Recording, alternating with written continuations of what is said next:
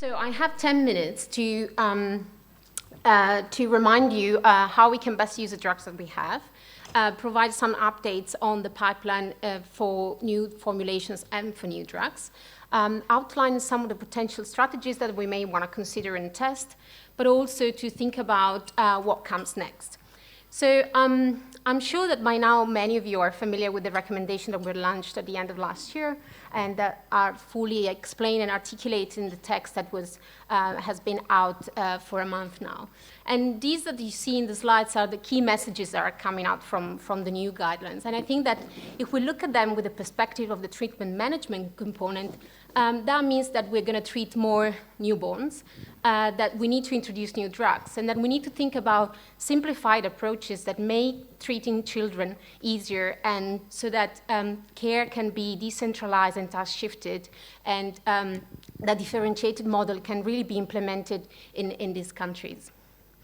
So the new guidelines really confirm some of the key recommendations that were made back in 2013. So the first line recommendations are still pretty much the same.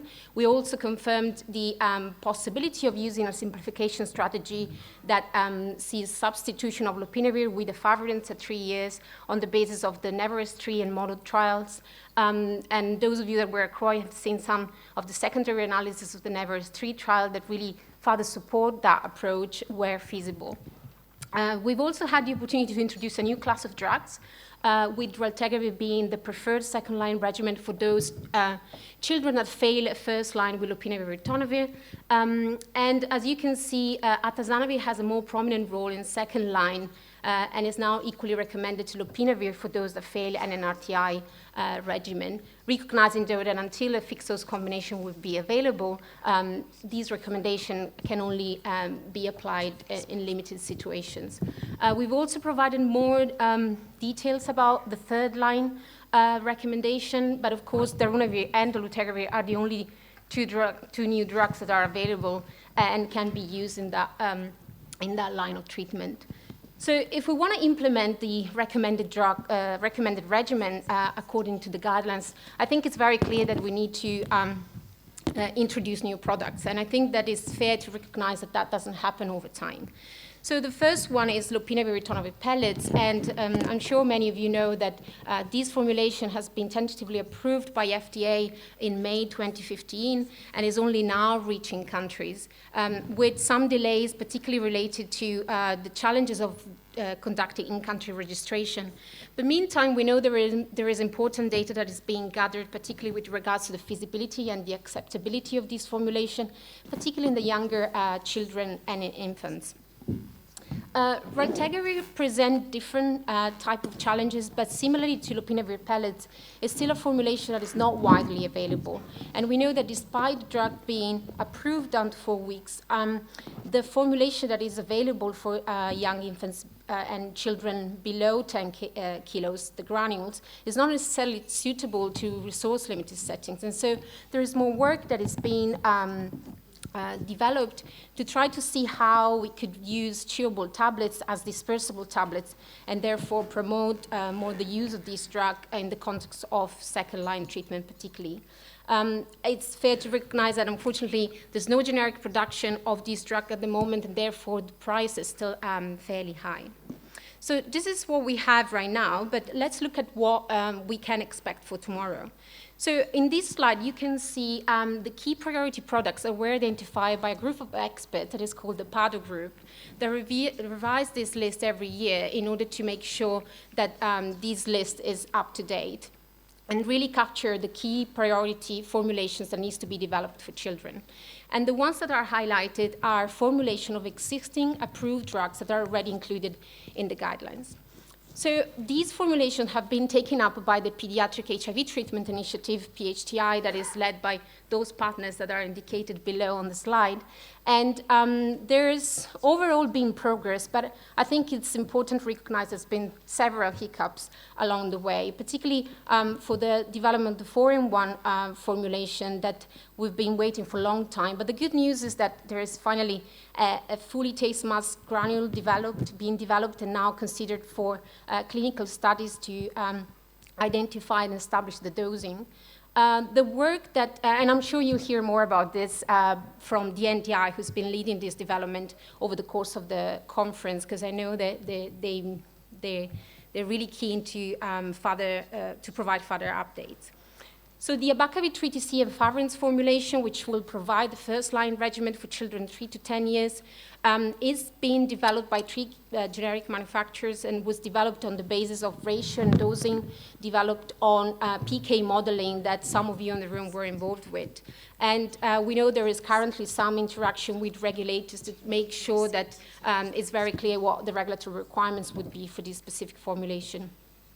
The ritonavir has been an interesting product for adults, but there's been some work for children as well. Dosing and ratio has been agreed upon based on PK modeling coming from the originators and with endorsement from the Pediatric ARV working group. And we know that there is further discussion with regulators, again, to fully understand what the requirements for the development of this formulation will be. Raltegravir, as I mentioned, we know that the existing formulation might not necessarily be ideal. So there's been some work that 2 generic manufacturers have started to develop a core-dispersible tablet formulation that is based on PK modeling developed by the originator, and again, with input from the Pediatric ARV working group. Atazanavir-ritonavir is available, as you know, for adults, but hasn't really gained much traction in pediatrics, despite having had clear dosing and ratio developed a few years back, and being, in essence, 1/3 of the adult tablet. And so there's clearly more active follow-up that we need to do as pediatric community to enable that development. The most recent addition to this list has been the Virapine AZT fixed-dose combination for enhanced prophylaxis, which is a new recommendation as part of the most recent guidelines. There's still some work to be done for this formulation, particularly with regards to the dosing and the ratio, and that's something that the Pediatric ARV working group is actively working on. But let's look at the new drugs. So the PADO priority list includes also 2 drugs, TAF and dolutegravir, because these are the 2 drugs that we hope are going to become available for children very soon, so that they will enable also a full harmonization across age groups. And for these drugs, there are some good news and some not so good. So the good news is that there's new data, and that was presented in CROI, for those of you that were there. So the P1093 team presented data for the cohort looking at the use of dolutegravir in children 6 to 12 years old. And dolutegravir was safe, tolerable, and effective in these children with a dose of 1 milligram per kilogram. For ECF-TAF, we've seen data from the cohort of adolescents above 12 years presented at the conference, and again, these formulations was shown to be effective, tolerable, and the renal profile was very similar to the one observed in adults, and there was very minimal impact on bone mineral density, which is really what we were interested in. So overall, we know that dolutegravir and TAF at this point in time can be used in adolescents above 12 years. We know that dolutegravir data for children 6 to 12 have contributed to the recent approval by FDA of dolutegravir for children that are above 30 kilos. And we know that 1093, together with the Odyssey trial that will explore and investigate the use of dolutegravir in first and second line, will generate data that will be critical to use dolutegravir with a weight-based approach. There's also studies ongoing to investigate ECF-TAF, but also F-TAF in children 6 to 12 years old. Problem is that these studies are taking longer than we would like. And I think it's fair to recognize that the dolutegravir program has been much faster than what we have probably experienced in the past. But despite that, there are some challenges that are faced, and I think that really makes us reflect on how the pediatric development plan are designed in the first place, and how they match or don't match necessarily some of the changing requirements that regulators are considering. And some of the adjustment that may be required in this specific study will obviously generate some unavoidable delays, and that may affect Odyssey, which is also another trial that we are hoping will generate important data, particularly for the use of dolutegravir in TB patients as well. So for TAF, things are even slower, and I think that this is the last update we had from the company in October 2015, and if there's anyone from the company in the room, we'd love to hear an update on that. But what we knew back then is that we have 2 studies, one ECF TAF that had started enrollment, but not completed, and the second about FTAF that hadn't even started enrollment. So clearly, there is still a long way to go. And the other point of frustration that I think we all have, particularly in the context of treating newborns, is that we still have very limited data on the use of ARVs in infants, particularly when they are preterm. And there is clearly efforts that have been put in place, particularly with looking at washout data that obviously are trying to generate more information. And then early treatment trials will obviously help with that. There's some data that were presented at CROI as well on nevirapine.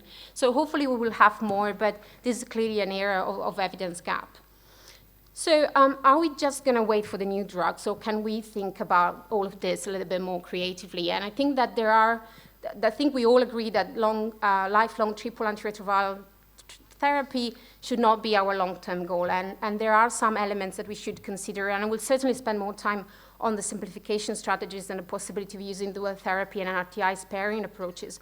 But I'm sure you all know that long-acting and injectable approaches have generated quite a lot of interest as a result of the positive results from the LATE-1 and LATE-2 studies with the use of cabotegravir and rilpivirine. And obviously, this type of strategy would be particularly helpful for adolescents and those population with really high risk of poor adherence. And as you know, neutralizing antibodies and therapeutic vaccine hasn't really been investigated as much in pediatrics as much as in adults. But it's clear more and more interest in the research community, and I think that really match with some of the advances that are being made in terms of the cure agenda, how we really think about moving towards remission, reaching remission, either by treating early or by combining different approaches. So I'll just spend a few words about simplification strategies because I think that this is really something that it's more at hand. And I think it's important to recognize there's only one ongoing study at the moment that is testing a simplification strategy, so to speak. And that's the SMILE trial that is looking at virologically suppressed children that are enrolled and when virologically suppressed, switch to darunavir, ritonavir plus civiltegravir. And I think that while obviously this is a study that potentially could provide proof of concept that a PI and integrase inhibitors can be used as a simplification strategy, I think it's fair to recognize that these two drugs particularly are unlikely to be used in resource-limited settings, at least in the current context of the price and the availability of these drugs. So I think that the fact that there is only one simplification strategy trial ongoing doesn't necessarily mean that we run out of ideas, but I think it's more a reflection of the fact that at this point in time, it's quite important to have a strategic approach to all of this and step back and think about how the ARV landscape is changing significantly with the introduction of a new class all at once. So I think that as we think about simplification strategies, it's important also to look ahead and think about these new drugs, particularly integrase inhibitors. And I think that I did refer to NEVEREST earlier and the concept behind NEVEREST, which is about simplification. And I think that thinking about how we use integrase inhibitors that are currently available based on their age indication might be quite interesting approach to test. There'll certainly be further discussion around how to combine integrase inhibitors and PIs for second line. There is one or two trials that are being started in adults, particularly darunavir dolutegravir being quite interesting. There are other 7 randomized trials that were undertaken in adults, but those were mostly switch strategies and were largely including raltegravir and other PIs. So switching strategies are particularly interesting, and I think we should definitely consider those. Essentially, there's been some discussion around the use of dolutegravir plus 3TC either in switch strategies or in naive patients, and these last one particularly triggered by some of the positive results coming from the PADL trial that really looked at naive adults that were started on dolutegravir TTC and were all virologically suppressed from week 8. I think, though, understanding and acknowledging that high viral loads is something that certainly we need to keep in mind for children, and also that the resistance profile might not be exactly the same as for adults in light of the exposure to PMTCT interventions. These strategy might be safer as a switch strategy, as a naive strategy, and I think that is something that we should consider but probably be cautious about.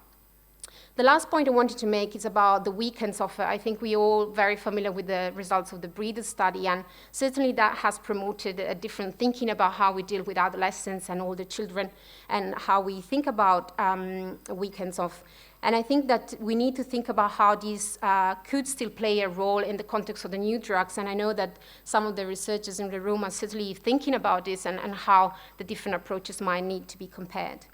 So I want to just close by really emphasizing how it's important that we really do more work in trying to develop drugs and formulations for infants, and that's not just for treatment, but also for postnatal prophylaxis. Clearly important to get the right formulation from the very beginning, formulation that is acceptable and can be used in resource-limited settings.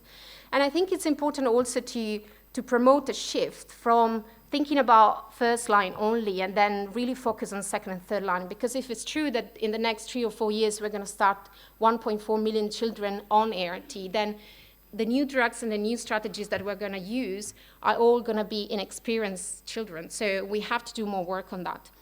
And clearly that's also in light of the adolescent wave that is coming along with all the challenges that that population brings in. And I think overall, having a more strategic approach to study design and thinking about multiple questions, and also at that little circle that you see up there of registration, strategic use of drugs, and implementation as a whole, rather than as a sequential approach, would be quite important to speed up what we're trying to do.